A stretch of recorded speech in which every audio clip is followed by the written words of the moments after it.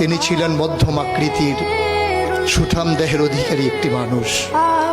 তার চুলগুলো ছিল ঘাড় পর্যন্ত প্রলম্বিত, হালকা হালকা কোঁকড়ানো। তিনি যখন চুলের ভিতরে তৈল দিয়ে আছড়াতেন মনে হতো মৃদুমন্দ ঢেউ দেখা যায়।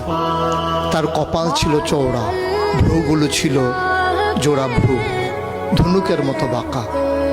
চোখের পাতাগুলো ছিল ফুটন্ত গোলাপের গোলাপি রঙের এক একটি পাপড়ির মতো।